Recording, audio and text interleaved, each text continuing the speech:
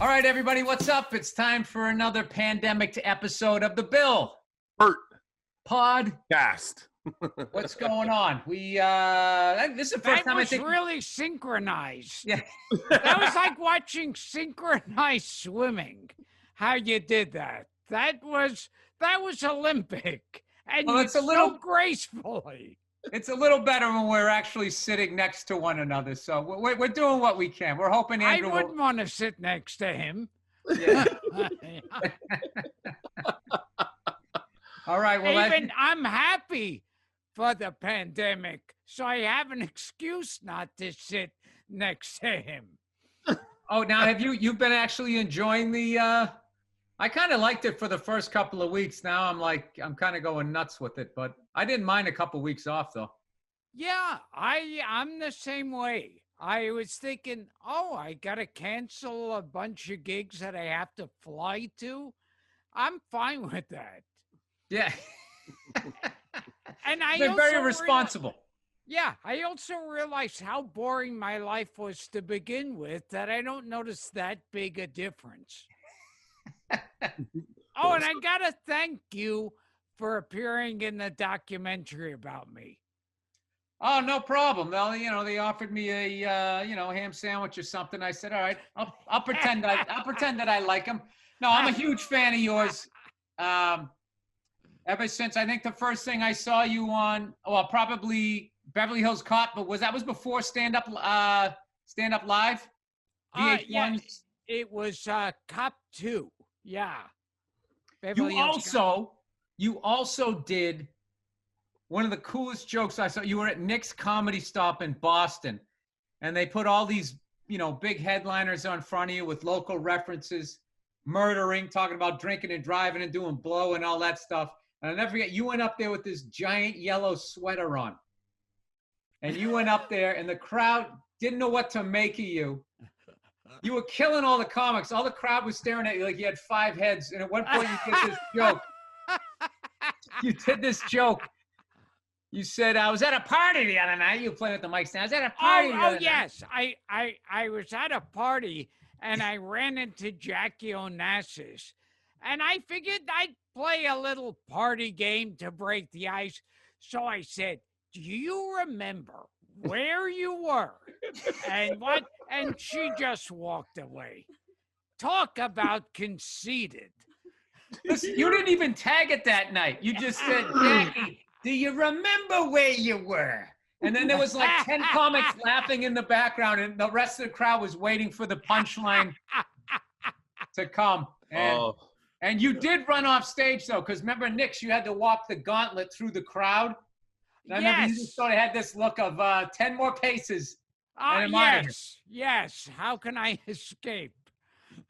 You were doing aggressive material back when cancel culture was, I'll meet you by the bathroom. Oh, yeah. What's the most aggressive upset fan you've ever gotten at a club? Oh, God. I've had people yell something or say, I'm never coming back here. And I figured, like I'll notice. I'll say, where's that guy from the last time? I really thought he'd be coming back. We do have a couple of fan questions here. I heard allegedly, I don't want to out the movie, but I don't think anybody's going to get in trouble, so I'll say it anyways.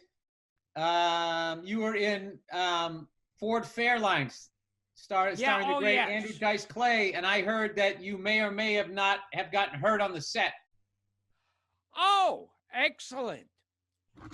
In the scene where I get electrocuted, they put some liquid on me to make smoke be coming up from me, and it went through my shirt and burned my stomach. I had like burns around. Luckily, it healed up. Was it something that you noticed in the moment, or was it later when you went home? Well, it started burning when I was doing the scene, and I still had to play dead rather than scream in pain. I was like, and But yeah, I got a burn on my stomach from it. Oh, I thought you actually got electrocuted. That's how I No. heard the story. That would have been a better story. Hey Gilbert, who is the like in all your years of comedy? You've been probably up here the entire time. Who are the guys that you've seen blow up and then fall back down? Who are the guys that blow up and were the biggest dicks, and then the guys that blew up and were the coolest guys? Oh, there were a few. Some I won't say their names. The ones Just that... say what they rhyme with. Yeah, because there were a few at the clubs that were major stars in those little clubs, like Catch and the Improv and the Comic Strip. They were over there. They were like Charlie Chaplin. They were big, and then they had an attitude, and then gone. Really? Yeah. And now, like with all of them, I every now and then I'll remember a name of a comic or just their face, and I'll go, "Oh God, that guy was a prick. He thought he was such hot shit." And now, is he still alive? I remember back in the day when the whole thing was about coming out here, getting a TV set, and getting a sitcom and all of that shit. And there was you'd see all of these guys, they'd get a show on the air, and before even the third episode aired, they'd buy the big flashy car, the giant house, and all of that.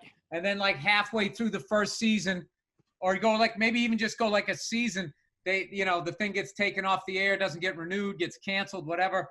They would lose all of their stuff. And I remember standing with Patrice out in front of the Improv, talking to a showrunner who had like more money than God, but was dressed like he was going to Home Depot. So we figured he knew about money.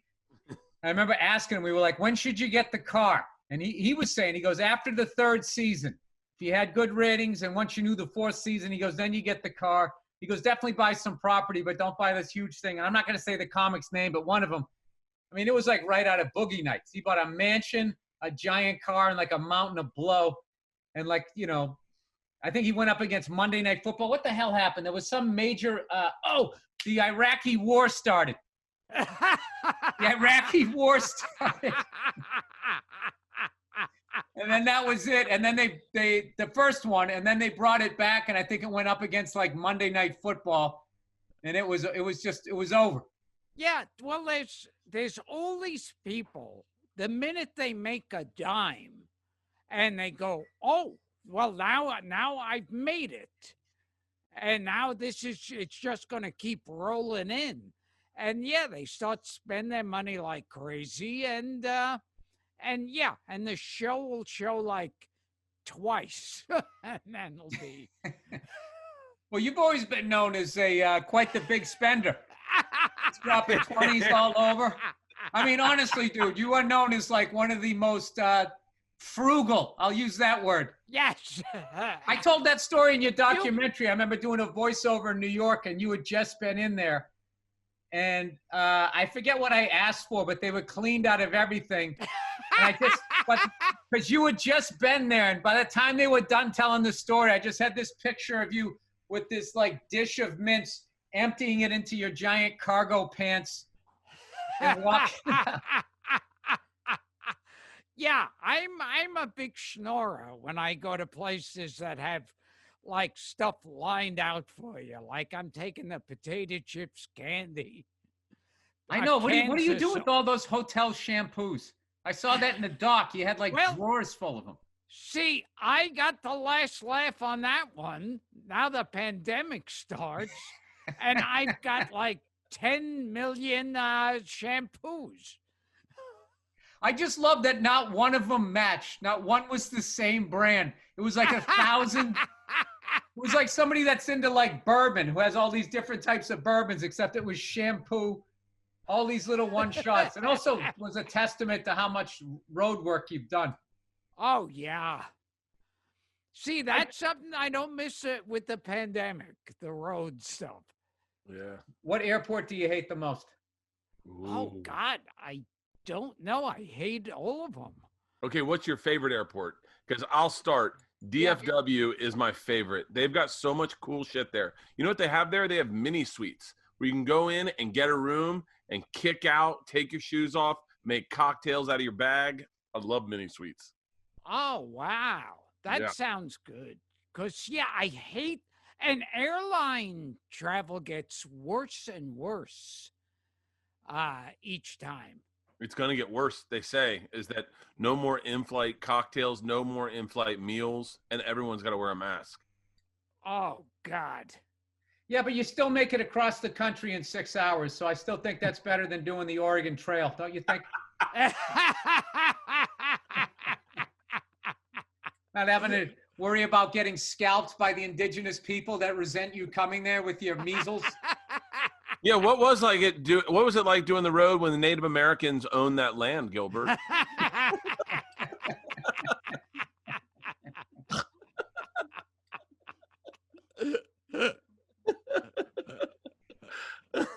Hey, Gilbert, what are your opinions on female comics? I still think they shouldn't be allowed to vote.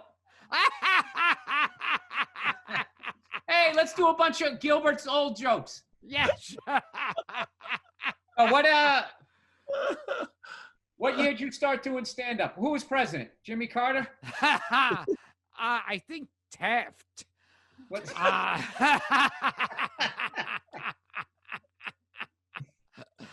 Yeah, I first time I got up on a stage, I was 15. Wow. Oh my God! I'm sorry, Eisenhower. Yeah.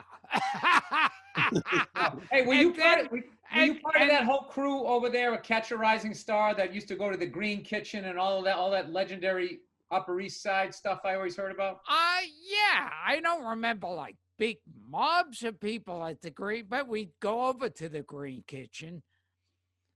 And, What was your favorite club back then? Was it the Improv, the Catch? Yeah, well, like the Improv was the first one. And then Catch came a couple of years later. And then years after that, the comic strip. Oh, wow. And then at one point, they were opening up all over the place. And all opening and failing. Wasn't Dangerfield's there first? Oh, I forget when Dangerfield's. Late 60s, early 70s, I think. Yeah. As far as some of the pictures on the wall, I mean, they got a picture of Elvis in there, I think. Well, maybe that's just a picture of him with the president, but it's where hasn't become fat yet, but he has grown his hair. Oh, yeah. He has the fat Elvis haircut, but he's not fat yet. Wait, Bill, did you ever meet Dangerfield? Yes. Yeah, I used to meet him at the Laugh Factory. It was great. He come out with his wife, who beautiful woman who would just really took care of him. And he'd come in, just look, it really wasn't an act a lot of that. He was coming in like looking like he wanted to jump out of his own skin. But then he would just go up there and he was always trying new jokes. I remember I used to watch, me and Bob Marley, we used to hang in the back and break down, like watching him work and not even so much the jokes. Like if a joke didn't work, watch how he got out of it.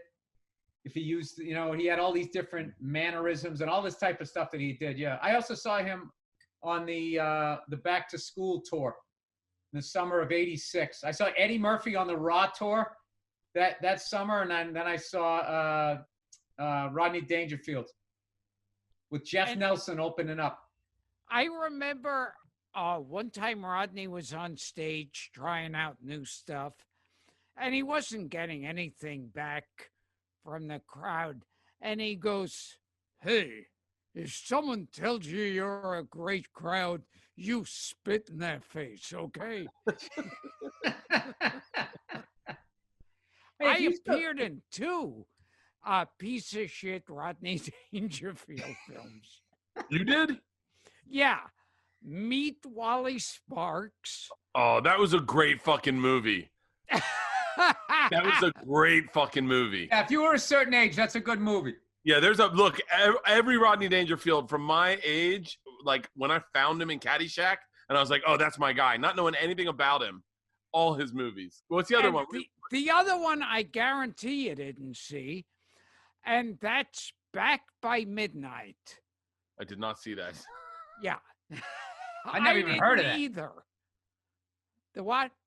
I said I never even heard of that. No, most people haven't. I remember I would go on the set and they'd be like weird, like Arabic looking guys hanging around. I guess they invested money in this. I actually had Rappin' Rodney on vinyl. Oh. Do you remember that album where he has the boombox? Oh my God. Hip hop became like the fad thing, and all of a sudden he jumped in on that. I've been trying to ask you this. I'm sorry with the delay here with the Zoom. We're doing the best we can here. Was the when you started at 15, you must have started around the time you're a little bit older than Eddie, but you must have started around the same time as Eddie Murphy, right? I don't remember. I think Eddie started a few years later because you started in 70? I'm older. Yeah, I'm older than Eddie. Yeah, you started in 1970, roughly, I'm guessing. Who was in your class? Who did you start with? Well, who were the comics? You know, the funny thing, when I first started, and it was that thing of hanging out at these clubs, trying to get on, and just leaving at 3 a.m. without getting on, I remember Gabe Kaplan still would come in. And that whole Welcome Back, Kotter was like a bit he used to do. And that was made into a TV show, obviously. And let me see who else would go in there. Well, yeah, that's the oldest one I remember, is Gabe Kaplan. That guy has one of the most unique careers I've ever seen. Oh, absolutely. Where I've never seen a guy like make it as a comedian, have like a hit show. I mean, like the Sweat Hogs were like the Beatles on TV for a minute. Or the Monkees, I would say, is probably a better reference. And Travolta was like the other Fonzie. Yeah, it was like a modern era Fonzie. And then that show ends, and next thing he just becomes a professional poker player. Yeah. And has been doing that so long, he's not like famous anymore for that other shit. He got famous twice. Yeah. It's incredible. It's like now, no, if you say his name to most people, no one will know who he is. But yeah, the poker playing is, I think he's making more through the poker playing than he ever made in his showbiz career. Yeah, something happened. He either made so much money and he said, I'm out, or he got screwed so bad that the casinos look like a better move. But the guy wins. Every once in a while, I'll put on ESPN, and he'll be sitting there with the hat on, no mustache. And someone always makes a reference to it, but I just sit there staring at him like, that is fucking Gabe Kaplan. That is a TV star, famous comedian, and he just walked away and goes to fucking Harris playing like 70-yard stud. And he doesn't give a fuck, you know? It's like, okay, I'm a poker player now. I don't know. I think it's kind of cool, to be honest with you. As long as he wins. It is. And he's more than supporting himself on it. Hey, how often did you see Richard Pryor pop into a club? I don't remember ever seeing him pop in a club. I was in a piece of shit movie with Richard Pryor. It was the last of the Richard Pryor, Gene Wilder movies. Wait. Which one? I didn't make it to the final cut. I worked there for 2 weeks. Peter Bogdanovich was directing it, and it was awful. And I worked there for 2 weeks, and I remember then we get an announcement that they fired Peter Bogdanovich. they're going to scrape old previously shot footage, and then they'll call us all back. And then when they called back, I was one of the people dropped, and I was glad because I knew this would be a bomb. And it was called Another You. Yeah, Oh no my one God, ever heard I of it. vaguely remember that. Hey, how many piece of shit movies have you done with super famous comedians? You did one with Rodney, one with Richard. Did you ever do a piece of shit one with Cosby or Carlin? Oh, well, I did 2 TV shows with Cosby, but never. I'm not saying the comic is a piece of shit. I mean, what you were in a piece of shit. Yeah, I unfortunately was never in Leonard Part 6 or Ghost Dad. Oh, Leonard Part 6. Not only one of the worst movies, that was even bad when I saw it back then. Just a mess of a fucking movie. Just the name was terrible. Yeah, because the name was supposed to be real funny, that it's Part 6 and there wasn't a 1 through 5. And so if that's the joke you're hanging the movie on, you're in. I know it had no ring, it had no flow. It was just Leonard Part 6. I just remember the end. I swear to God, he rides an ostrich or something, some sort of fucking bird. I just remember it kept going, this is Bill Cosby. This has to be funny. And I was just sitting there like, whatever. When we first got cable, I was like 13 or 14, just watching the movie, waiting for it to get funny. And then the end, I just was sort of confused because I think at that point, when you're that young, especially then before there was internet and, had just gotten cable, any movie was a good movie. Anytime you got to go to a movie, you were psyched. You got popcorn and candy. Like I remember seeing Love at First Bite. It was like a disco vampire movie. I saw that. I remember thinking like, it was a good movie.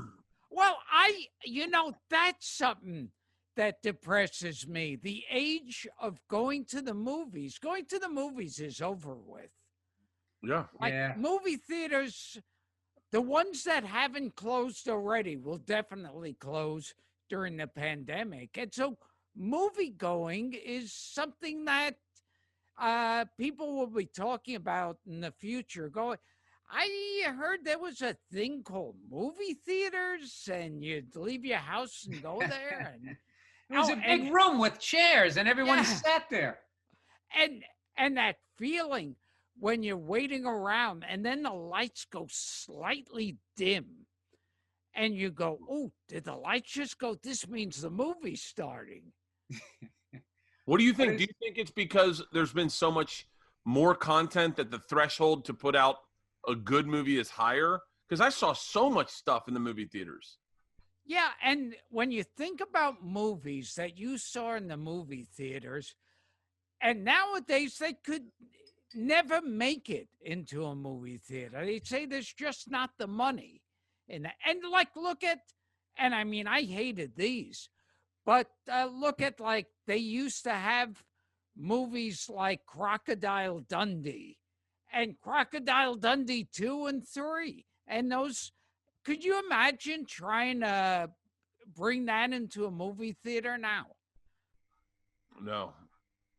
I mean, no, it's so funny. They used to take movies like Jaws would do well, and then they'd come out with 5 movies similar to it. Like I remember going to see Orca. Yes. And then there was Alligator. Yeah. Which? There was an alligator movie. Then there was a giant python. They rebooted that as the Anaconda series. Yeah. And then they had one with a bear. and they said, they advertised it as the deadliest jaws on land is grizzly. And it was the same shit. It was always, we can close this park, We make a lot of money in it. Close this Now, those campers could have been killed by squirrels, you know. We're gonna need a bigger tent. Yeah. Hey, did you ever see when Michael Caine got shit for like Jaws 3 or something? Oh, yes, yes. Such a great quote. They go, "Hey, Michael, have you actually seen Jaws 3?" He goes, "No, I haven't, but I've seen the house that it bought." That is the perfect answer if someone is shitting on the movie. I just remember him in that helicopter going, "Get the bloody hell out." It's like, And I remember the movie, the star of the movie was the sheriff from the first movie's wife. Yep. Yeah, and I'm thinking, oh, that's someone the whole audience wants a movie starring. The sheriff's wife. And I then love when they build out a character like they've just made so many that then they're like, all right, fuck it. Now you're the lead. I remember seeing just another 48 Hours, and all of a sudden they made Kehoe, this just sort of random character who had a couple of lines in the first one. All of a sudden he was the big guy who double crosses everybody. It's just like, where the fuck did that come from? There was no build to him. It was just like this big surprise. Like, I almost felt like the writers wrote themselves into a corner. It's like, how the fuck did we get out of there?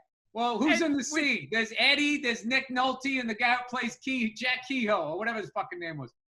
We'll put it on him. It's like with every sequel, forgets everything they learned in the previous ones.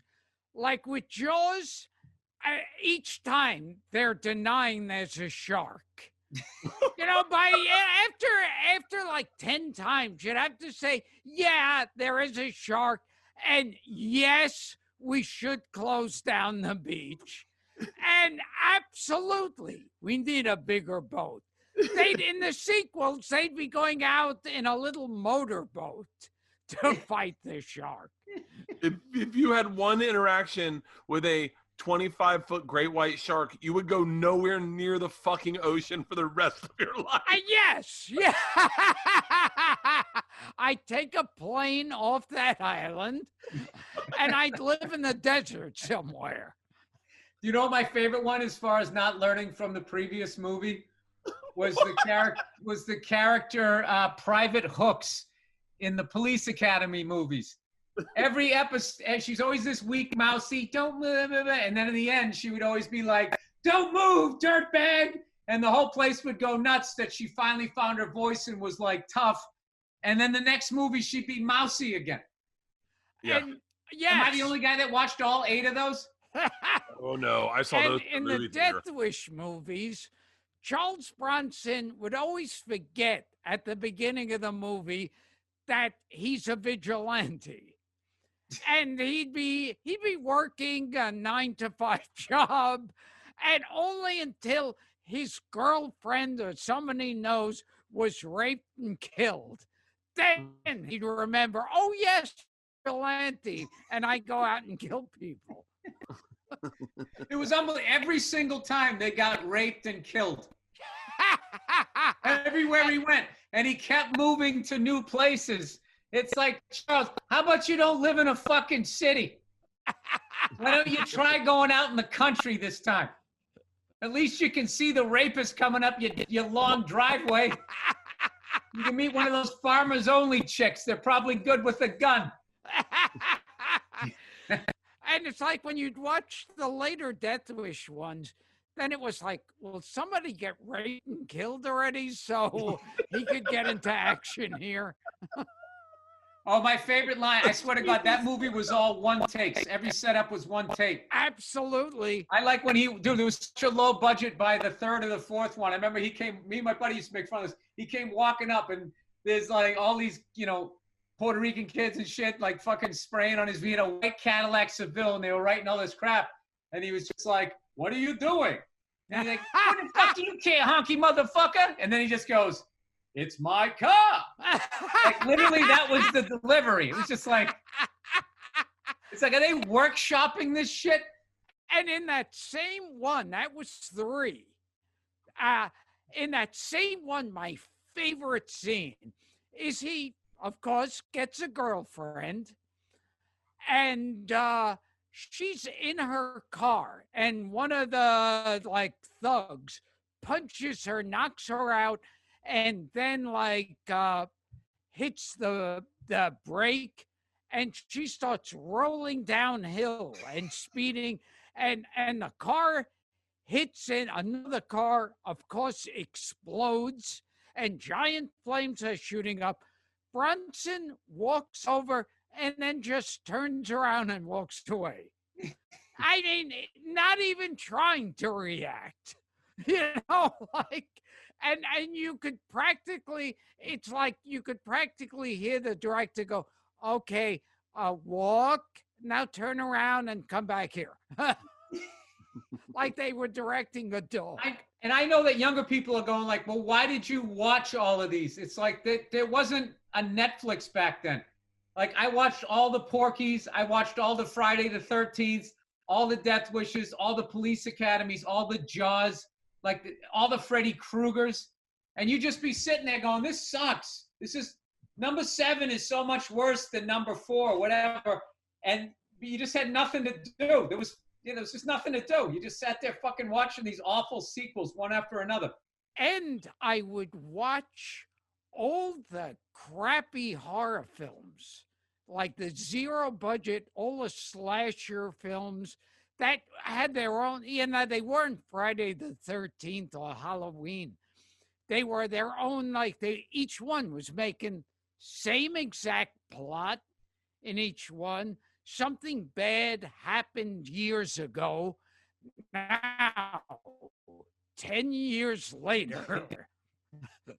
and it's always like if you had sex in the movie, you were dead. Oh, yeah, that was a big one. Anybody who had sex was dead. Anybody taking a shower was dead. Anybody going to check something out. I'm going to go check the garage real quick. I'm going to go check that out. I'm going to go by myself to check the garage where all the lights are out. Yeah, but you know what's crazy is that you watch that in a movie and you go, why the fuck would you go by yourself? The other day I'm walking back by my house and I go, you know what? I'm going to go out in the alley and bring the stuff in from the alley. And then I'm thinking, in a horror movie, this is where I fucking die. But I have no fear in the moment. Oh, another person who dies in those, if you make a joke, if you're a jokester, and you're laughing at it when other people are scared, then you're the next one to go. You actually get a worse death. You get an extra bad death for not believing in this stupid character that they came up that they're going to milk for another 6 movies.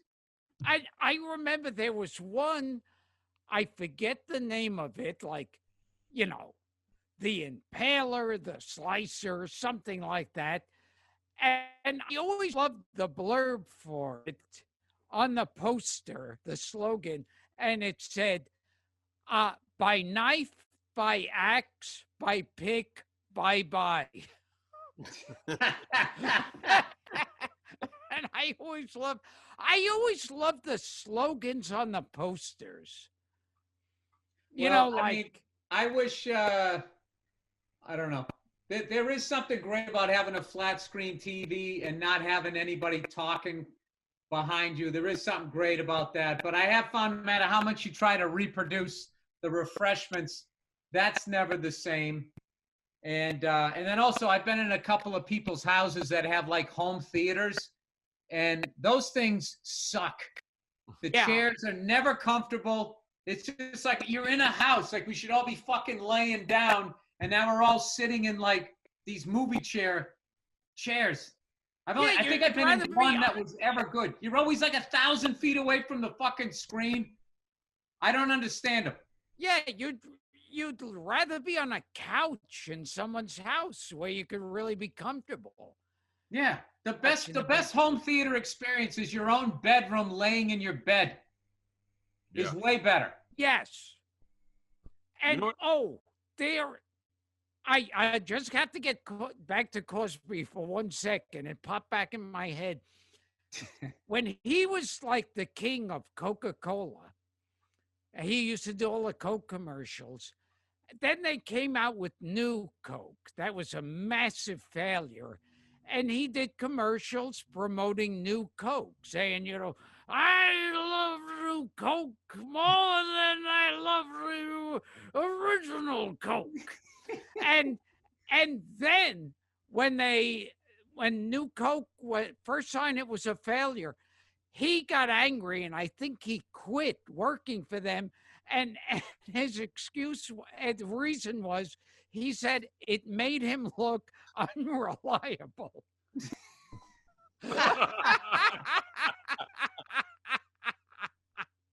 I thought he was going to say the date rape drug had no effect if you dropped it in New Coke. It worked fast. He liked it. It worked faster with the older formula. Well, I got to tell you, man, that's still that whole story. You know, that thing, if you took a time machine, from back in the day, and you said, all right, a big comic is going to jail for doing this shit. You got 1,000 guesses. I don't think I guess him. no. Yeah. It's who were some of them that you would have thought would have been guilty of that? Oh. I would have guessed you, but you're too small. And I wouldn't spend money on the sleeping drug. Yeah. And I would have thought like Bob Hope would have done something like that. Drug Why people. him? What? I don't Why know. him? He looked it. They always looked something shifty about Bob Hope. He does have a squirrely looking face. Yeah. But But you can put a rapist in a tuxedo, but you can't take the rape. I don't know how that goes. Yeah. But there was something about movie theaters that, like, when you saw a Jaws movie, the entire audience screamed at the same time. Yeah. And when Bronson killed somebody, the entire audience cheered at the same time. So that's gone. Yeah, because the scream, I mean, I'm a big screamer, and the last scary movie I saw in a movie theater was You know what that sounds like. Yeah. You're a screamer. I'm a size queen and a screamer. And so I saw The Ring in a movie theater, and my scream was scaring the fuck out of the people around us. It was making it so much more eventful of like, I would go, motherfucker! And everyone would scream. And so, yeah, you're right. Is a scary movie with strangers was 10 times more scary. Yeah, everyone would scream at once. And like I said, any movie like the Death Wish movies where a bad guy got shot, the audience would be jumping up, cheering. And so there's that energy that you don't get when you're not in a theater. I would love to go in a time machine and see what watching porn in a movie theater was like in the 70s. Like, yeah, when back then, when the guy would come on the girl's face, the audience would go, "Yay!" and when he'd come all over her tits, they'd go, "Ah!"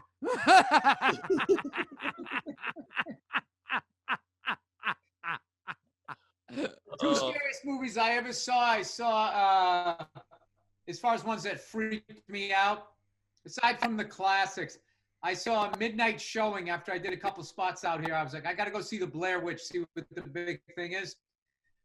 I went and I saw that. I totally buy in. Scared the shit out of me. And then afterwards, I went to the parking garage, and because it was the midnight showing, there was nobody in the garage, and I was down there, and I just kept, that one freaked me out. And then I was on the road with an unknown Pete Holmes playing this place, Brewster's in Peoria, Illinois. And we went to a matinee of The Ring, the American version of it. We were the only two people. I know people say that all the time, but I swear to God, we're the only two people in this piece of shit theater. It was like half the size of a movie theater. And that movie completely freaked me out. And then that fucking asshole, I went back to my hotel room, and when I got there, he called me on the phone, and just the phone ringing, I thought I was going to pick it up and some shit go in 7 days. I remember I saw the original Night of the Living Dead when it was playing at the Waverly Theater in the Village, and it would have midnight showings.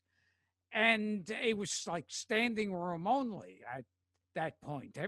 Now Living Dead stuff is so boring. Those used to be What fun. year? What year did that come out? That first one, was that like 75? Something I forget, and that could be it. Yeah, I Yeah, know. there is something about the fact that you can do everything from your home now. I mean, it's great during a pandemic, but there is something about the that whole sort of group experience, or even just the fact that like all these years later, I'm self-conscious about giving away the ending to another 48 hours, like 30 years later. Like I know someone's gonna hit me out. Spoiler alert, because nobody watches shit. Everybody watches it on their own schedule. So I think I'll probably miss that most. And that's another thing. There's no such a thing as missing something nowadays. You just watch it whenever you feel like it. There's no like, oh, that was on TV and I missed it. No, and there's no, I gotta run home. This is on TV. Yeah, back in the day, if you missed it, you missed it. Yeah. If a movie came to the movie theaters and you missed it, you fucking missed it. Yeah, but you guys are looking at this.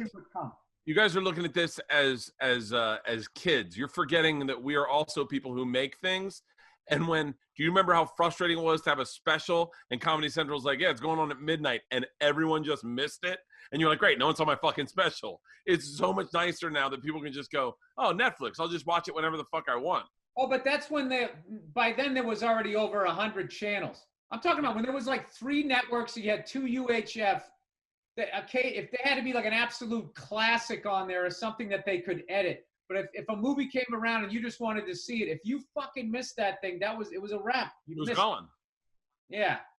Yeah, and also I remember too, if you could go up to anybody walking down the street in the world and go, hey, that was a funny Get Smart last night, and they'd all know what you were talking about. Everybody watched the same stuff. Now there's a billion channels to watch. You were doing television and movies, Gilbert, when like things were getting 13 million people, 25 million people saw that. Like I remember doing Last Comic Standing 2, I think. And I remember 13 million people saw it. And I walked through the airport and everyone knew who I was. Now it's like 13 million. That's like insane years numbers. Ago, they could see the back of your head in a crowd scene for like half a second. And back then you were a star after that. Oh, it's that guy. And now you could star. You could be the star of 100 different series that show every night. And people go, so you still in the business? I actually like that aspect of show business better now. I like that you can actually be selling stupid tickets and nobody even knows who the fuck you are and nobody bothers you. Because I'm all about being able to do the shows, making the dumb money, and then spending it on stupid shit and everybody leaving me alone. So it's perfect. It's perfect. Yeah. I wouldn't want to walk into an airport and everybody knew who the fuck I was. That would freak me out. Yeah. It's but with me, it's like I hate it both ways. If I'm walking down the street and I'll see a group of people stand there, gonna go, oh, they're all gonna say, oh, you're great, want my picture, want my autograph. Oh shit. And then I walk through the crowd and no one knows who the fuck I am. And then I'm like, oh my God, nobody knows me. I know. Then you're freaking out. Oh my God, it's over. Yes. I'm that guy.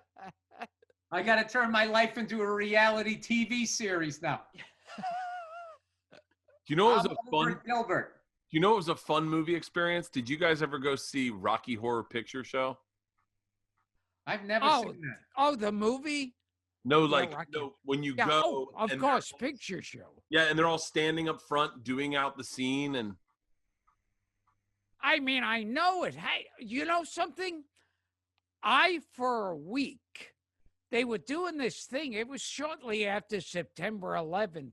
Nobody was going to theaters, so they were trying to come up with gimmicks. So the gimmick was a different guest each week as the guest narrator. And I was the guest narrator for the Rocky Horror Show. Really? Yeah. And it just further proved to me that I never wanted to be on Broadway. And I never, it's shitloads of work with less money and much less people see you. And I don't understand the point to Broadway. Yeah. I good thing on stage. Like I would be on stage and I'd be going like this. So I'm horrible. Yeah. Rocky Horror Picture Show when we went, and they told us they're like they were like it's interactive. They all acted out up front. It's really fun. You're like, we don't want to spoil it for you. But the night we went, it was just a lot of like black kids just tormenting these theater nerds up front. And just, I mean, these kids up front were unraveling. They're all in costume, and it's just all black kids going, "You're corny. You're fucking corny." Just throwing popcorn at them.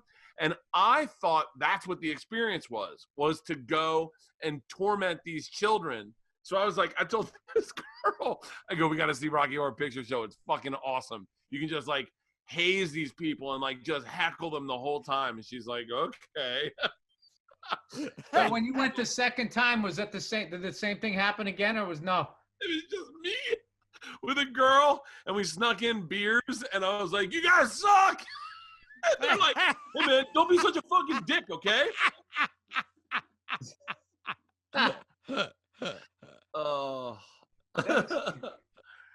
So Gilbert, what's the worst bomb you ever had? Oh, what? And on stage? Yeah, not in your personal life, on stage. No, one that you took to a cafe in Israel that didn't go off. One time, I think it was at some radio, convention, like an open party, like in a giant area.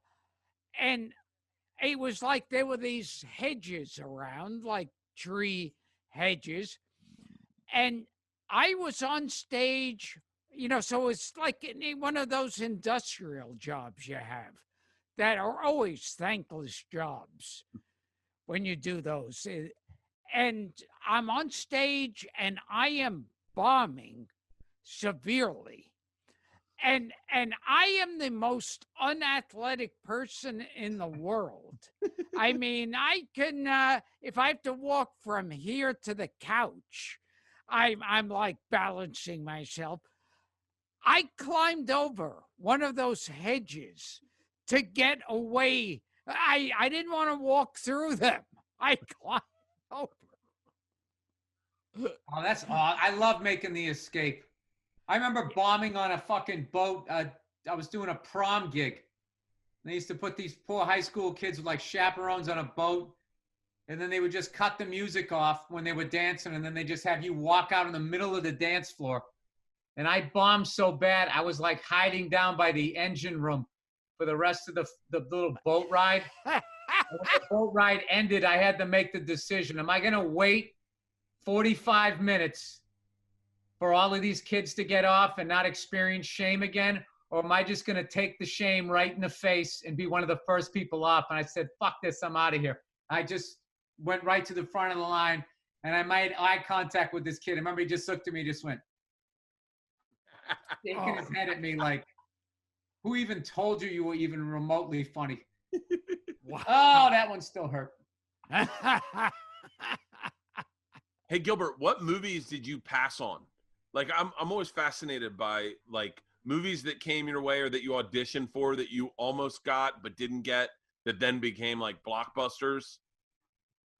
Let's see. Blockbuster. After a while, I got to that point where I wouldn't pass on anything. Because I'd have these agents in the beginning who'd say to me, "Oh, no, pass, pass." Then you realize it makes them feel important because they're not going to be making money either way.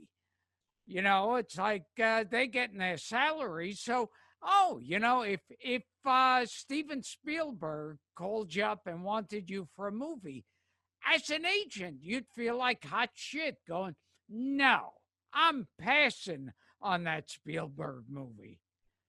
But there were a few, there's those horror stories of actors who passed on movies. Oh, I love that. I love when hearing that Tom Selleck was almost Han Solo, and Yeah. you're like, wait, what?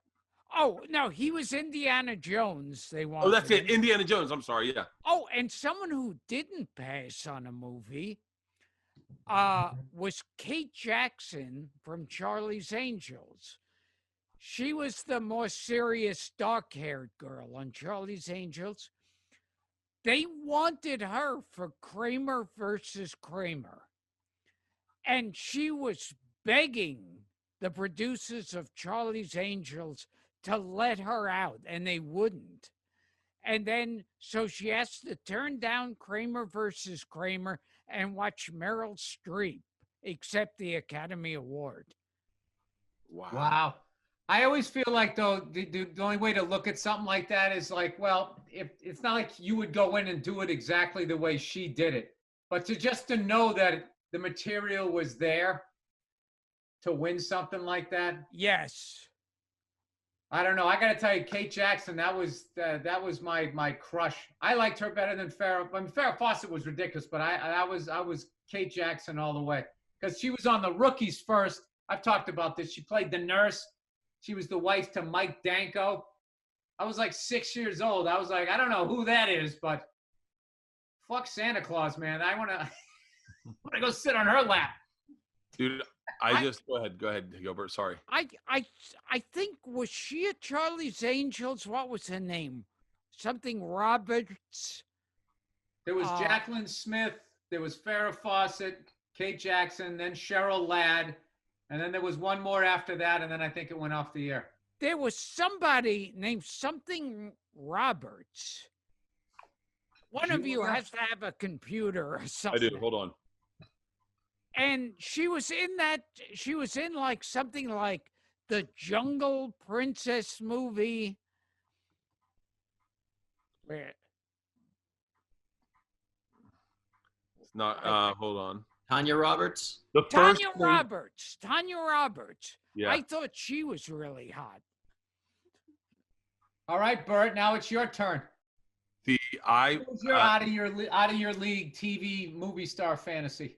Okay, this will combine everything. I miss the days that you would sit down on your couch and watch some bullshit movie that you would never watch. And because nowadays it's so quick, you just go, fuck it, I'm not going to watch it. I'm going to click it. I'm going to change it. There's got to be something else. So the other daughter, Isla, to sit and watch a bullshit fucking movie that would have been one in college that you just sat and just watched and skipped a class. And it was called Tank with James Garner. Have you seen it? Yeah. James Garner is a retired 5-star general. They moved to like Georgia where he's just going to retire and clean up this old World War II tank that he has. And his first day there, his son, played by C. Thomas Howell, gets drugs planted on him by the sheriff. And it turns out the sheriff's running a racket. So James Garner decides to take his tank and clean up the town. And he has a girl that ended up playing Chrissy's replacement on Three's Company. I Googled her the second she came on screen. No bra, tank top in Georgia, big smiles, big tits, and I was smitten. I was like, who the fuck is this? Yeah. And I Googled her, and she still looks good to this day. But man, that director who said to the makeup and stylist, let's lose the bra, just go tank top. She looks good like that, and she's climbing in and out of a tank the whole time. Holy God. I remember sitting in the St. Mark's movie theater in New York, and I watched Alien. And of course, my favorite part of the movie is seeing Sigourney Weaver's ass crack coming out of her underwear when she's like running away from the alien and setting up, the rocket equipment. It was like when you go back and you look, like all the bitching that actresses are talking about now. When you go back and you look at some of those fucking movies, I'm not saying they didn't have a right to complain, but like back then, I mean, just like every one of them to make it, it was almost like you had to show your tits in some stupid ski movie. Remember all those fucking, what are those ski movies? All those hot dog movies? And all it was a bunch of good-looking people going skiing, doing tricks, and fucking in a hot tub. There was like no plot. They made like 3 of those. I watched all of those. Despite technology, those tits are all still better. The tits in Back to School that Rodney Dangerfield swings the door and goes, "Hey, there's nothing wrong with you." Those tits are the like old 70s, 80s tits that were like camera ready. Those were the best tits that have ever been in the history of cinema. Yeah, and they were all because they were real. They found like perfect tits back then. And then once fake tits came around, anybody could have the so-called perfect tit. But the fake titty looked good if you had the bra on or the shirt on. The second you took it off, it was just sort of sitting there defying gravity. I always notice that in strip clubs. Like they come out and they look amazing. They take the top off, and it looks like they have 2 bowling balls glued to their chest. It's like, you know what the worst was when they would have like, it looked like they had oblique muscles on the side of them. You know, when you would get like those little ripples. No, they got comically fucking huge in the 90s. Like 90s porno tits were like the skin was so stretched out, the titties were like bloodshot. They had like veins and stuff, and then they would have like ovals on the side, like they were starting to lose air or something. The whole thing was horrific. And then it became like you were just trying to find someone with real boobs in porn. Now, I remember with the, the teen sex comedies, and there were, all of those, like Porky's and all those. There was one, this was Zapped with Scott Baio. Oh, and Willie Ames. And the star girl of it was Heather Thomas from The Fall Guy. Oh my God. And she was beautiful and had, the greatest man-made tits on anybody. So she's there, and they used a body double with her. And it's like they'd show her face. She'd start to open her blouse, and it would cut to just a close-up. Yeah. Gorgeous. Oh, God. I'm looking at it right now. It would cut to a close-up of a pair of tits. Like, you're not supposed to know. Like, why isn't there a head on this body? God, Heather Thomas was the man. I think if you had to say what Bill to me, what year were the most attractive women naturally? What year? I would go decades. It took me a while to get into the 50s. There was something weird about the hairstyle, but I was watching the old one. 50s, 60s, 70s was great. 70s was pretty awesome. 70s was pretty awesome. Yeah. But you got to deal with 70s Bush. 70s was the modern era. You had to go through hippie fashion to get to something a little more modern. Although hipsters kind of ruined the 70s. I got the game. Pick the vehicle, pick the music, and pick the chick. Okay, so I'm gonna start. All right. All right. I've got a cigarette boat, 1982, blonde chick, feathered, like just pimped out, like crimped out hair, topless, and we're listening to Phil Collins. Doom, doom, doom, doom, doom, doom, doom. I can feel it and we're flying in the Gulf of Mexico. I think this is an episode of Miami Vice. I don't know. I love just, if I could time travel, I would go see Billy Joel in Long Island. I would see Leonard Skinner in Jacksonville. I would love to have a cigarette boat, yellow, blonde chick, big tits, real. One of those bathing suits that goes all the way up here, you know, those 1980s ones. Oh. That used to look so hot to me, and now when I look at it, it's the most ridiculous thing. It's like someone gave them a wedgie, and they were just fine with it.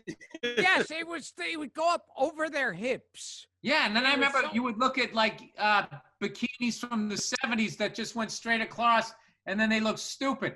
And then all of a sudden, that's so weird because I remember like with all the baggy clothes of the 90s, I remember thinking, there's no way like short shorts and tight jeans are going to come back. It took a long time. But like, you know, I just saw a fucking guy. He was essentially naked. Other than his dick and balls walking down the street. Everything else was just like that. I was joking with my wife. I was going, that guy is fucking naked. All right, if I have to do all of that, there's too many cars that I like, so I guess I'd have to go some sort of sports car. Oh, I'm definitely going 60s, 1960s. I'm in a weird age, dude, because I'm an old man. I want to say a 67 Cadillac Eldorado, but I got to figure I'm in the prime of my life in 67. I'm going to look dumb in that car. I got to get back to you. You had it right. Oh yeah, I have nothing on this one. Mine's a cheat code. One in like 1987, we were taking a boat back, and I saw a dude living that life. Cigarette boat coming at flying, like punching it right as soon as he got out of the no wake zone. Cigarette boat, chick topless, just at the front of the boat like this. He's got like hair, the glasses with the croquis behind it. Cold beer, and he just looked at us, and I was like, one day I'm gonna be that guy. And were you speaking of which, I watched that documentary. Bert told me about this documentary where those guys try to buy the submarine and all of that. It's on Netflix. It's called Operation Odessa. Yeah. Dude, that is such an unbelievable documentary, and it's amazing as far as like if you do any sort of acting, everybody in it is such a character. There's so much shit you can steal from what those guys are doing, and they can all tell stories. I mean, you got to. I'm not gonna say anything about it. You just have Operation Odessa. You got to watch it, Gilbert. You got to watch it. That's the cool thing about that's kind of gone in our generation. I feel like the comics now is like, I got stuck on I've done this before. When you watch older comics, I say older comics, or just maybe it's because of the way television was done. Like Letterman would let you tell a story. But I watched Peter O'Toole tell a story about partying in Dublin this morning. That was like one of the coolest stories about him and a friend getting hammered and then going to a bar that wanted to kick them out, so they bought it. And it was just like, I wish there was more of that. Gilbert, you are an amazing storyteller. Yeah. So tell a story now. Okay. Yeah. Tell us a good one, Gilbert. Yeah. A midget's fucking a hooker.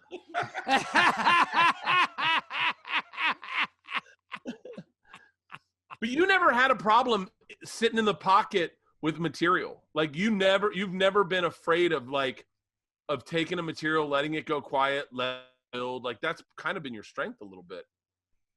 Yeah, I remember early on, I kind of, at times I enjoyed bombing and making the audience hate me. There was something kind of fun about that. I've always been good at that. I don't know. I feel like there's a certain level of like confidence that you have to have with the club owner if you're going to do shit like that. Yeah. You know what I mean? Like I always loved when I went on the road and you had the arrogant middle act. That was one of my favorite things ever. I'd be like, this person is like, they're acting like they got a show in syndication. There's no sense of urgency here. They're shitting on the crowd.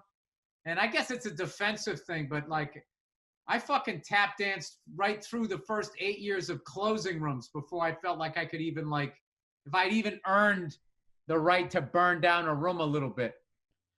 And Did bombing, like, did you get over bombing quickly, or is it something that bothered you for a while and it took you a while to get seasoned? Oh, it's, I mean, to this day, it's one of those things like where you do the first show and everything's going great. And in the, like, say, the second show, one or two bits don't work as well as they worked in the first show. You go, oh, well, I'm over with. You know, like the first one where you're doing great, you think, I own the planet. And then all it needs is that one show where you're struggling with the audience and you go, it's over. God. I've had those where you get off and you go, I don't know if I'll ever be able to do this right again. I think I broke it. I think I fucked it up. Yeah. I had more things like, I don't think I can do this anymore. There wasn't even like about the audience response or anything. It was just like Groundhog Day. I was just going every weekend. I was going out to a club, 4 or 5 shows, hotel, airport, morning radio, just was on that loop. I remember one night sitting in a club just watching the waitresses after the 3rd show, smoking cigarettes, counting up the money. And it was just like, I don't know, it was just an extra dark and extra depressing comedy club. And I just remember thinking like, am I the guy that doesn't make it? It's just not going to fucking, I don't have a wife. I don't have kids. I'm sleeping on a futon. I've been coming to this club for fucking 7 years in a row. There's nobody less coming. There's nobody more. I have just flatlined. Are people going to look at my headshot someday being like, who the fuck was that? Many years ago when I was like totally unknown, I got booked in this shit club in Ottawa, of all places. And it was in the middle of winter.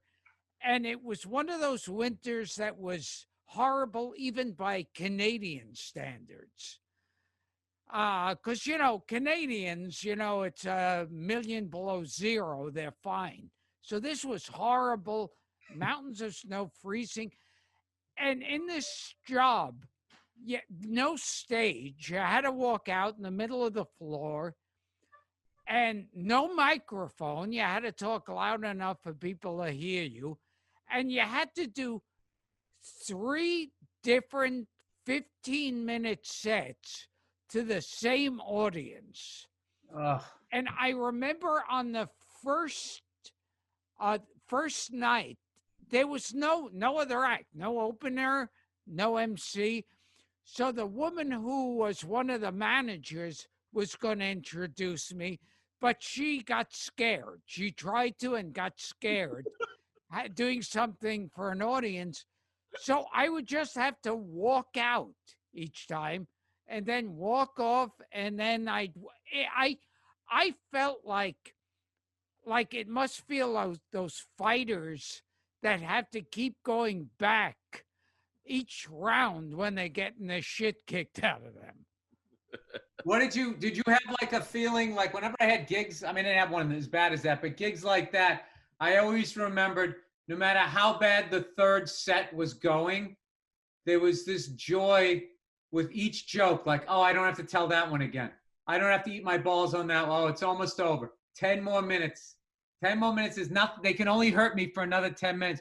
And then when it was fucking over, it was just that I loved the feeling of the last one. Even if it was going bad, I just didn't give a fuck. I was just like, this is over.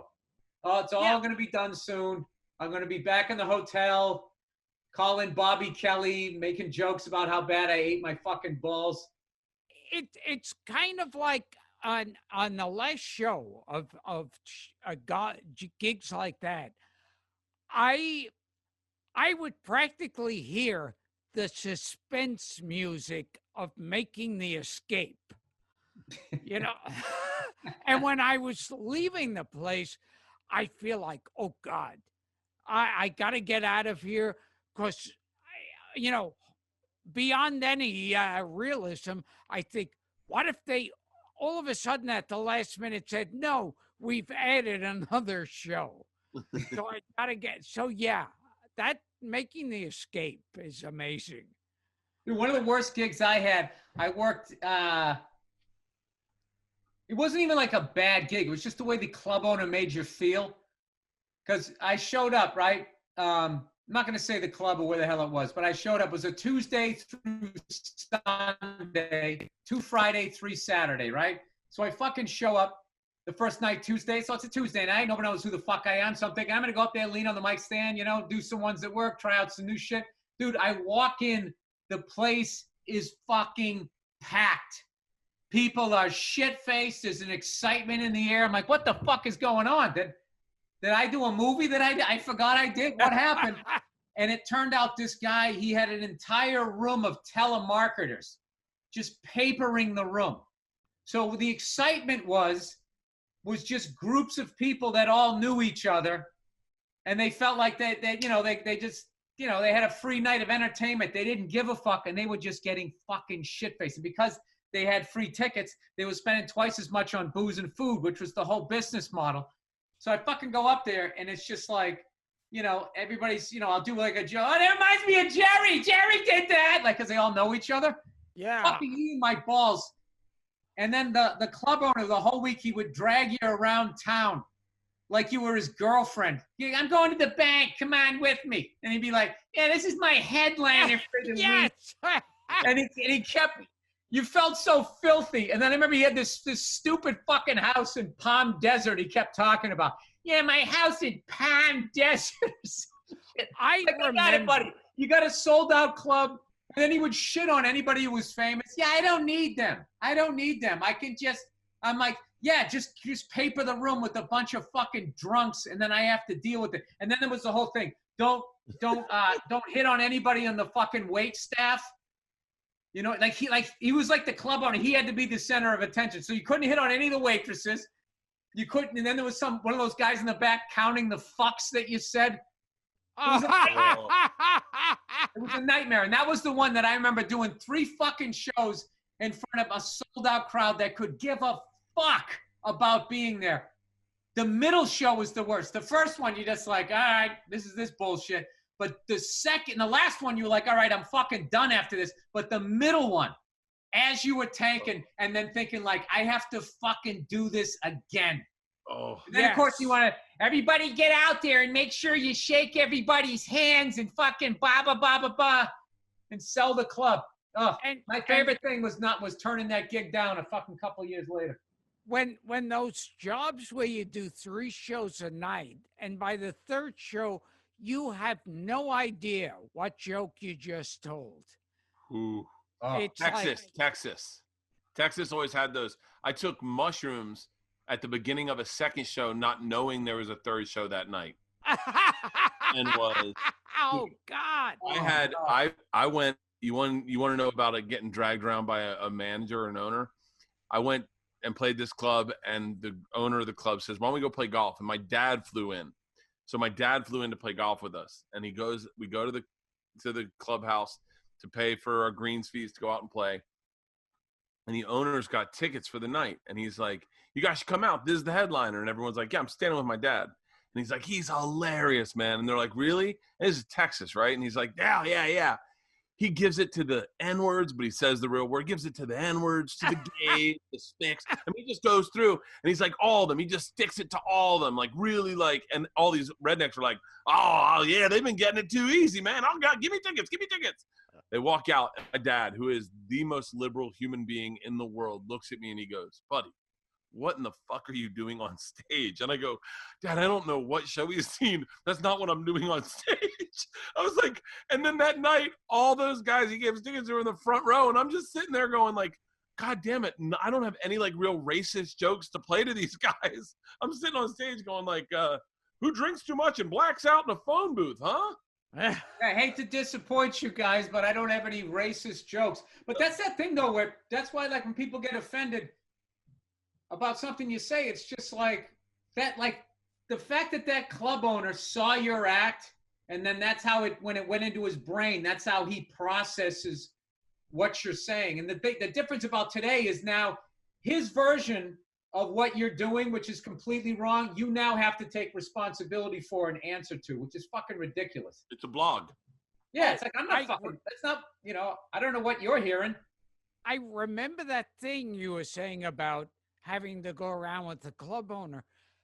A nightmare one I had, I forget where it was, but I get off the plane, the club owner meets me, and I figure, he probably has loads of radio and morning TV and press.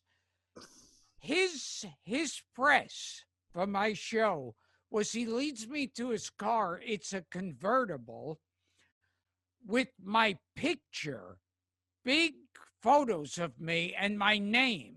And he's driving around town and he's yelling out to people, come see Gilbert Gottfried. He's over. That was beyond a nightmare. Can I guess what club that was? I wouldn't remember the name, but go ahead and guess. I've got a few accurate guesses. Dude, go ahead, Bill. That gig that I did, man, it was $1,500 all inclusive, 9 shows. I'm talking plane ticket, travel to and from the airport, your food, the whole fucking thing, and taxes.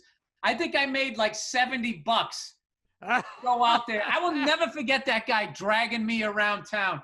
Yeah, we're going to go out and get something to eat. I'm thinking, oh, this guy's cool. And then the whole time he's talking, I felt like his whore for the week. Yeah, this is my headliner. Yeah, I got the deposits here. Put another 40 on my house in Palm Desert. The whole I remember my dad getting the breakdown of the finances. I remember he was driving me to the airport. Georgia had just been born, and I was getting paid $700 to feature for Dave Attell. And my dad's driving me to the airport, and he goes, so we just had a baby. He's taking me to LAX, and he goes, so what are they paying you this week? And I said, $700. He goes, not bad. And I said, yeah. He said, they covering the flight? And I said, no, I gotta pay for the flight. And he goes, oh, what about hotel? I said, no, I'm paying for that too. And he goes, how much money do you make off this? And I had not incorporated the concept that I would be paying taxes and agents and managers on this. And my dad's like, buddy, you're in the hole like $350. I was like, wait, hold on. I mean, I remember being like, I remember getting all my bookings for a year one time, and all my bookings added up to $100,000 before, like, gross, right? Is that the gross is the right one? All the numbers added up to $100,000, and I was so proud. And still, I had incorporated managers, agents, and taxes, and that money cut in half so fucking quickly that it went from celebratory, like Leanne walked in, opened a bottle of champagne, I want to show you this piece of paper, to literally going like, we're fucked. We're fucked. Yeah, especially if you live in New York. I don't care when you move there. 50 grand net is going to get you a shithole. God. Dude, I remember when I was living in New York, I had this studio. I had a 1-bedroom apartment. I was paying $1,400 a month for this in the early 2000s. Okay, so like I was sitting there with like flop sweat, and I'm making $1,500 all inclusive, grossing that for a weekend, and I would have a weekend like once every 3 weeks. So every other month I'd have 2 weekends and I'd be fine. And then the other month I would have 1. So I ended up getting to know the chick upstairs from me, and she had the exact same unit. And it turned out that hers was it was a studio, and they just slammed a wall in it. It was just all of that shit back then. I'm so fucking glad that part of my, I don't give a fuck about getting old and dying. I'd rather do that than go back to being young with a full head of hair, fucking getting dragged around a town. This is my head.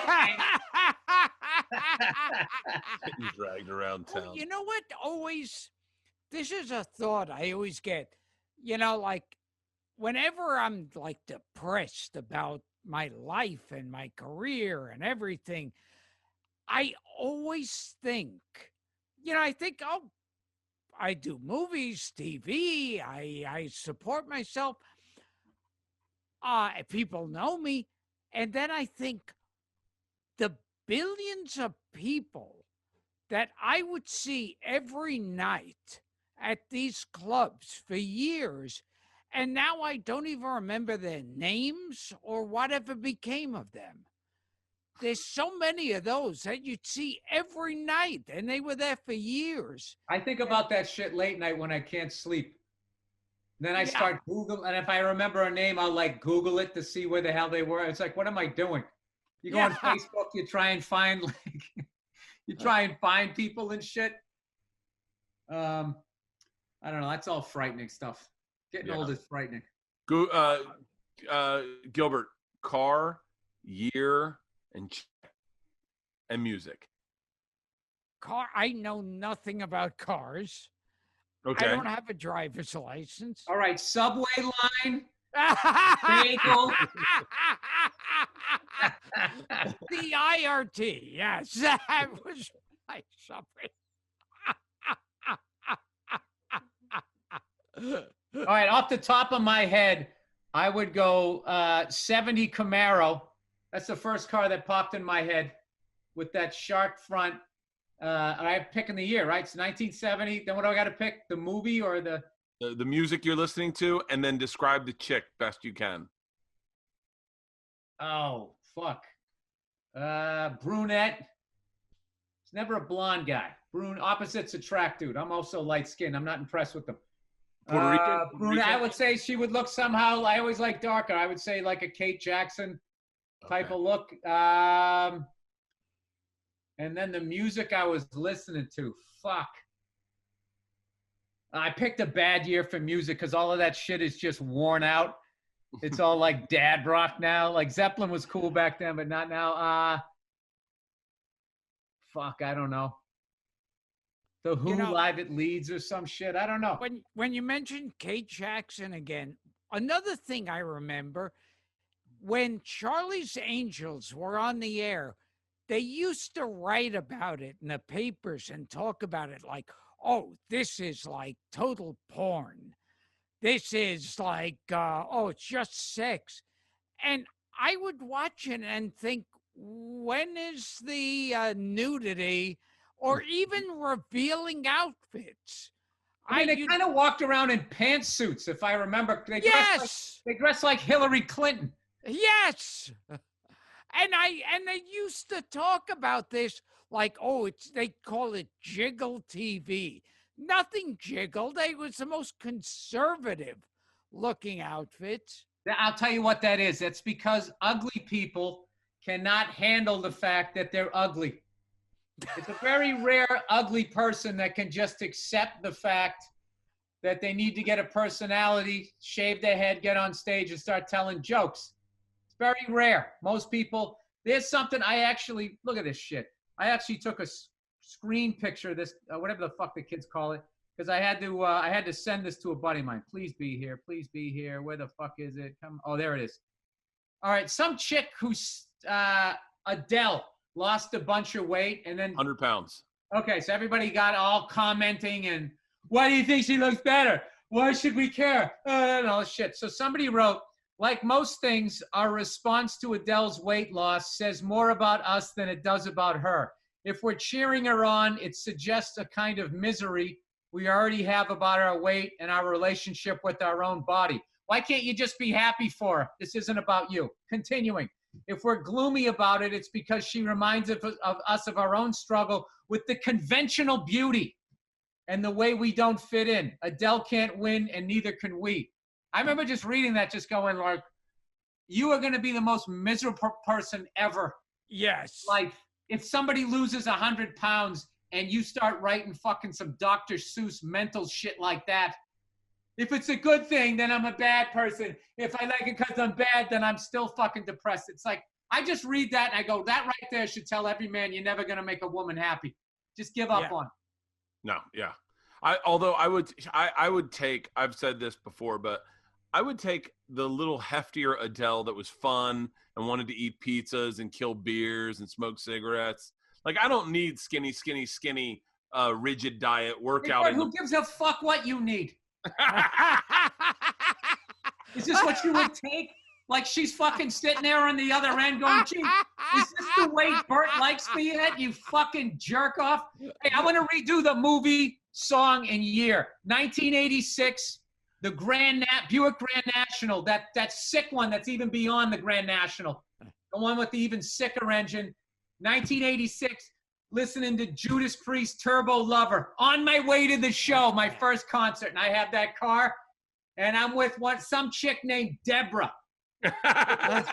Nylon running pants, shorts that they all used to wear, and she's got on a half shirt, A-cup titties with a fat ass, and she's got those fucking lime green fucking sunglasses on. Tops off, baby. They are off. Sorry, man. Took me a minute. That's good. That's good, Gilbert. We're still waiting for yours. No, I don't have anything vehicle. on It doesn't this need to one. be. It's a mode of transportation. It could be Maybe- helicopter. The bus.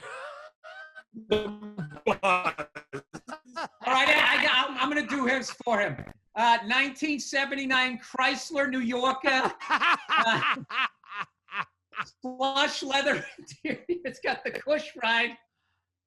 He has his mother in the passenger seat, complimenting him the whole way as they listen to Streisand. The woman is his mother. Yeah.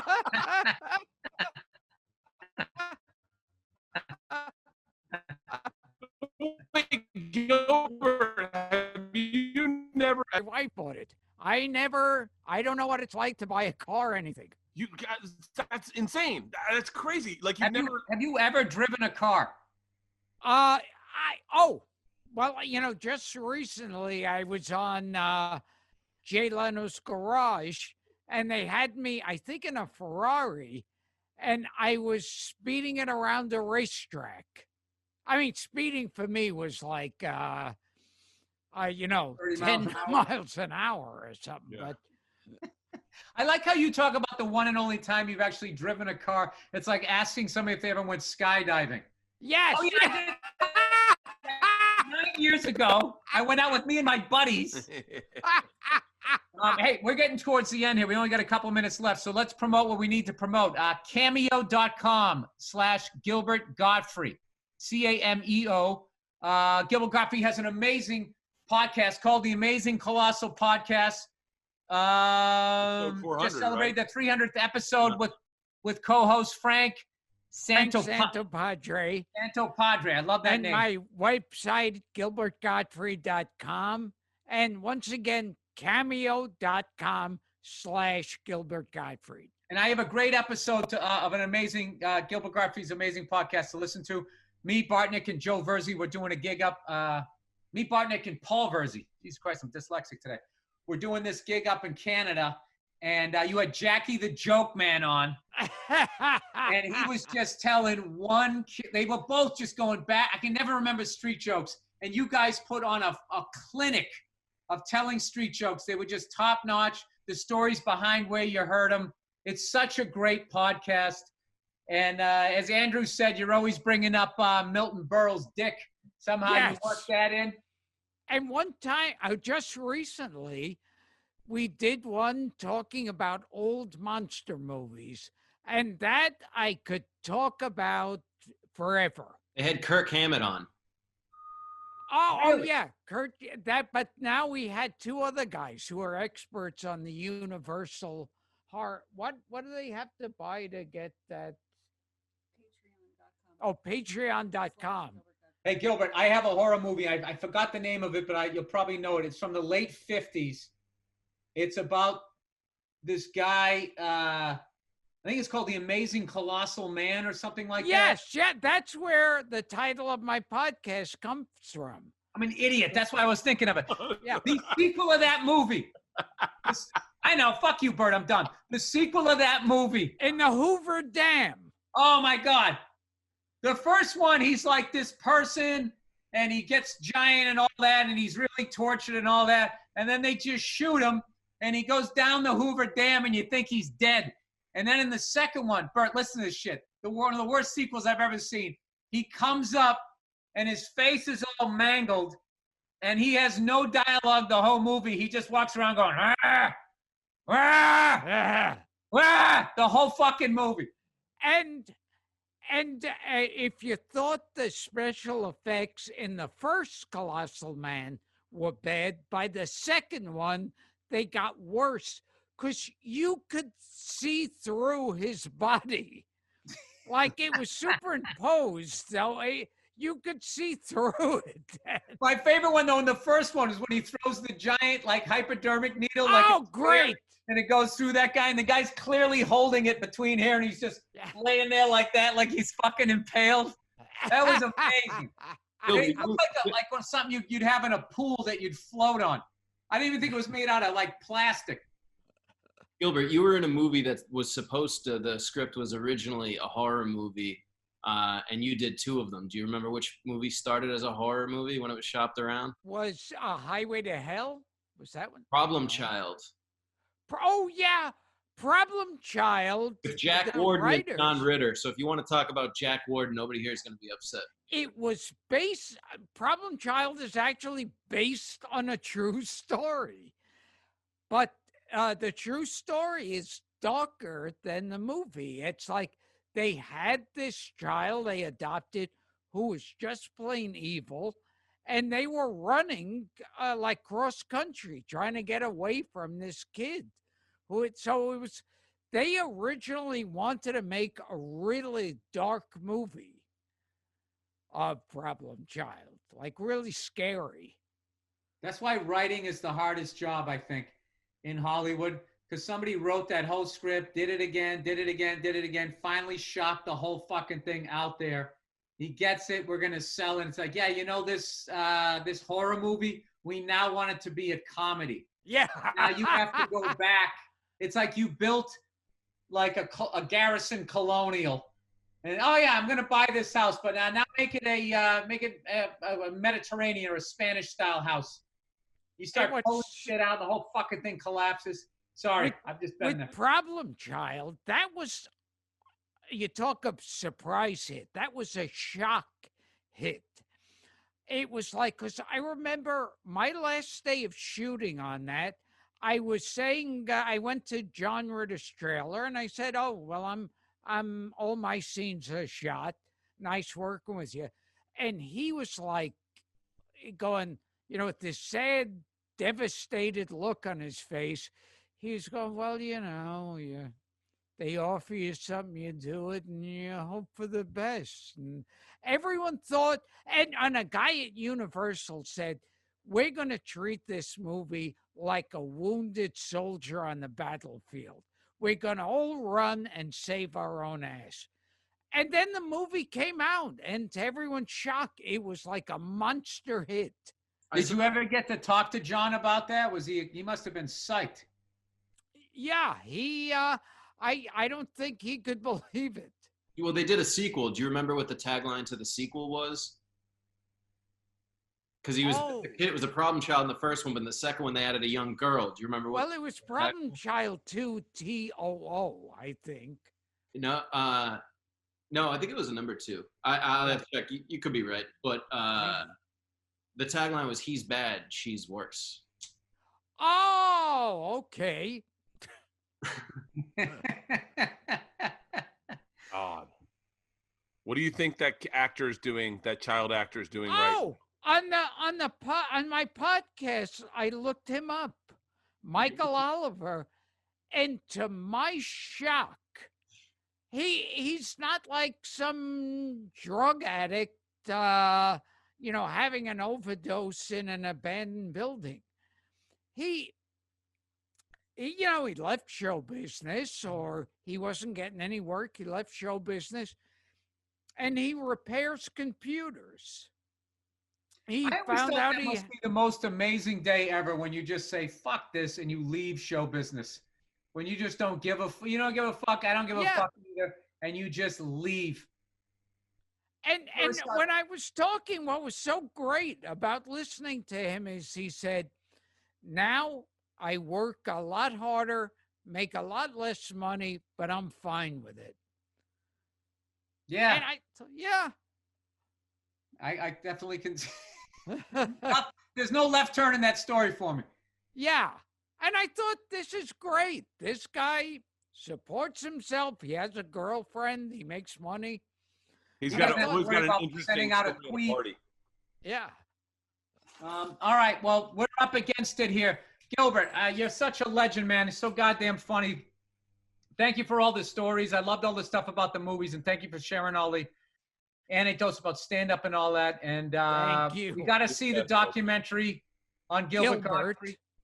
What's it called again? It's called Gilbert, and it's Gilbert. I can't pronounce my own name. I was having a stroke. Gilbert, and I think it's on Hulu. What's the tagline? The night he returned. Oh, and of course, cameo.com/Gilbert Gottfried and Gilbert Gottfried's Amazing Colossal Podcast. And you're also on TikTok now, huh?